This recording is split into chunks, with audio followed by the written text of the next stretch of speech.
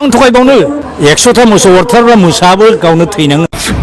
बे आसाम रायजोनिफ्राय गुबुन जानानै सेपारेटिस्ट बदल जानानै थांनो जोंखौ नारसिनदों। इन्ट्र' भिडिअ'आव जायखौ नुबाय जोबोद इम्परटेन्ट, बेखौ सावरायगोन। जोंहा गोबावजों सानसुमा खुंगुर बैसुमुतियारि बिथां सासे गेदेमा सार, लोगोसे लाजिनांदोंना प्रमद बर' सार, लाजिनांनाय मोनदों। दिपेन बर' सार क्राइटेरिया गैया होननानै दिनैसो सोमावसारफिननो लामा ओंखारदों होननाय। दामाखा जागोन दिनैनि भिडिअ'आ फुरा। दिनै बावहाय हाग्रामा महिलारि सार बिथांजों दिपेन बर' सारजों माबादि कन्ट्रभारसि जालायनो फैगासिनो दं, बे खोथाखौ दिनैनि भिडिअ'जों साफा सावरायनाय जागोन। So' hello' everyone, once second welcome back to the channel. दिनैनि गोदान भिडिअ'आव नोंथां बयखौबो गोसो गोथारै बरायग्रोबाय। लोगोसे आसा खालामो इसोरनि अननायाव नोंथां बयबो मोजां दं।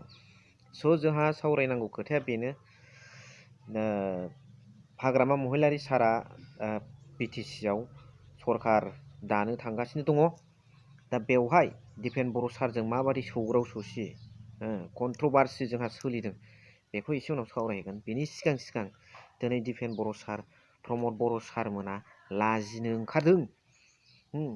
दिनै क्राइटेरिया होनदों। सान्थि सुक्ति जाखांनायनि उनाव जेब्ला बड'लेण्डखौ बयबो होख्रावो, अब्ला दिपेन बर' साराबो क्राइटेरिया गैया होननानै बुङोमोन। नाथाय फैयै दिनैहाय क्राइटेरियाखौ मारै नुनो मोनखो, मारै बड'लेण्ड आन्दलननि खोथा साननो रोंखो, दिनै बे खोथाखौ लानानैनो जोंनि मानगोनां सानसुमा खुंगुर बैसुमुतियारि एक्स MP सासे गेदेमा सारा मा लाइनजों थाङोब्ला जों बड'लेण्डखौ मोनगोन, बेखौ बुंफुंना होदों फारि फारि। दा बाथ्राया जाहैबाय, जोङो बुंनांगौ खोथाया जाहैबाय, दिनै एक्स भलन्टियार फर्सनिफ्राय बनसुनिफ्राय दाख्लै बड'लेण्ड बिनानै मेम'रेन्डाम होदों आरो थांबावगोन। बियो दिपेन बर' सारा बुंदोंमोन ना, बड'लेण्डनि बे इसुखौ भेलुलेस खालामनाङा होननानै। बे एथ' गिदिर मोनसे इसुखा, बेखौ खमायनानै लानो नाङा होननानै। नों बिजा नालाय, बर' हारिनि जानानै रायजो राजाफोरनि गांनाय उखैनायखौ नायनानै थानो हायैनि सोरबा मोनसे आफादाथ' अननानै बिगोन ना। बड'लेण्ड बिनायावलाय मा, गावनि मोन्थायखौ बिनायावलाय मा माइनास प्लासनि खोथा दंबावखायलाय, नंगौना नङा रायजो राजाफोर? दा लामाया बबेजों, बेखौथ' थर्न खोन्थालांसिगोन। आरो बे भिडिअ'नि गेजेरजों नोंथांमोना सानसुमा खुंगुर बैसुमुतियारि सारनि बुंनायनि गेजेरजों नुनो मोनगोन। लोगोसे फैगौ आगन्तक जिथु बिटिसि निर्बाचन 2025 हबलगा, नैबे जा बोहैबाय थानाय सलितका बोसोर, दा बेवहाय हाग्रामा महिलारिनि भिजनआ मा, बेखौथ' मिथिखाबाय नोंथांमोना। रायजोफोरखौ सिगाङाव माबायदि अनबोदोंमोन आरो बर्थमानाव मा बिथांखि लादों, आरो दिनै देरहानाया रोखा लोब हाबगासिनो दङ। माखासे MCLA, माखासे BCDCनि चेयारमेनफ्रा बिथांजों रायज्लायगासिनो दं। बे रोखा, आरो देरहानायाबो रोखा जागोन।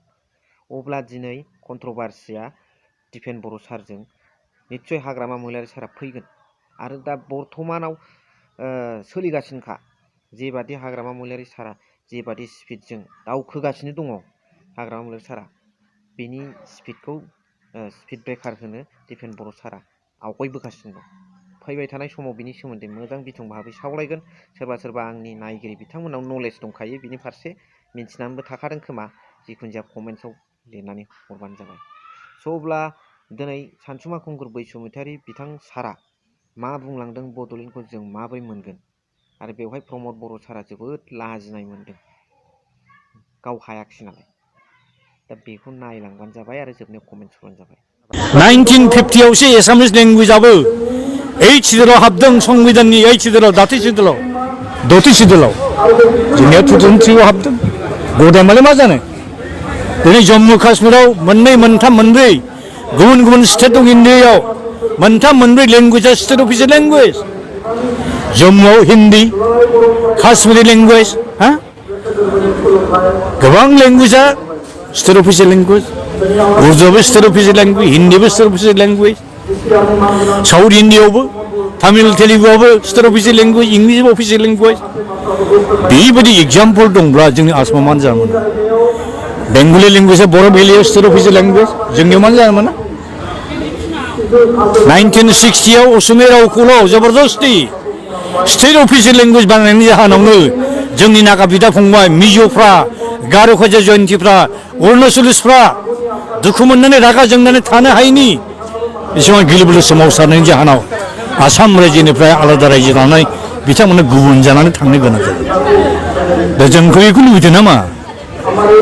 बेफोर सिटुएसनजों दिनै आसाम रायजोनिफ्राय गुबुन जानानै सेपारेटिस्ट बदलनानै थांनो जोंखौ नारसिनदों, जोंखौ थिनदों।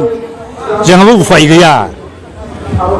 जोंनो जोंनिनो लास्ट फाला दा बियो आसाम रायजोनिफ्राय गुबुन जानानै थांनांगौनि थाखाय जोंखौ बाध्य खालामदों। उफाय गैया। बेसेबां थगायबावनो एनाफ इज एनाफ। बारा थगायनो हाया। 100टा मोसौ अरथारब्ला मोसाबो गावनो थैनांगोन होननाय जिनिसा जेननांगोन आसाम गभर्नमेन्टआबो भारत गभर्नमेन्टआबो। आंहाथ' बिराद गोख्रों फोथायनाय दङ। इमिडियेटलि जों जुदि गोख्रोङै खौसेथियै बर' जाथि एज ए हल इउनाइटेडै स्टेन्ड जुदि खालामनो हायोब्ला डेम'क्रेटिक मास मुभमेन्टखौ जों लागातार खालामफिननो हायोब्ला सेपारेट स्टेटखौ जों दा बावैनो मोनगोन। बे आंनि मिजिंथि आरोखि। इमिडियेटलि दाखालि जोङो दिल्लीयाव आधा मास थाहैनानै भारत गभर्नमेन्टनि राष्ट्रपति, प्राइम मिनिस्टार, हम मिनिस्टार, ल' मिनिस्टार बिथांमोननो जोङो सेपारेट स्टेट इमिडियेटलि जोंनो होनायनि राहा लामा लानांसिगौ होननानै मेम'रेन्डाम होनानै फैखांबाय। 25 डिसेम्बराव आङो इन्डियाननि इउनियन ल' मिनिस्टार अर्जुन राम मेघाल बिथाङा आंनि गोदोनि MP लोगोखा आरोखि। बिथांखौ लोगो हमनानै मेम'रेन्डाम होबाय आङो। जों रायज्लायबोबाय। ओमफ्राय union minister for tribal affairs जैलुराम बिथांखौबो लोगो हमनानै जों गोबां बाथ्रा रायज्लायबोना फैबाय। दा बावैनो जोङो पार्लामेन्टनि बाजेट सेसन समाव प्राइम मिनिस्टार, हम मिनिस्टारखौ लोगो हमनो आरो जों थांफिनबावगोन आरोखि। दा आंनि लास्ट हाम्बल आपिला जोंनि बर' फिसाफोरनिसिम बर' राव थुनलाइ सोलोंथाइ बर' जातिखौ फोथांनो थाखाय खौसेयै जानजि खाफ्रानांगौ।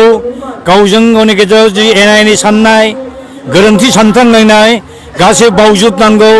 राजखान्थिनि गोजौआव थानानै खौसेयै जांख्रिखांफिननानै सेपारेट स्टेट बड'लेण्डखौ थाबैनो आदाय खालामनो थाखाय जों जानजि खाफ्रानांगौ।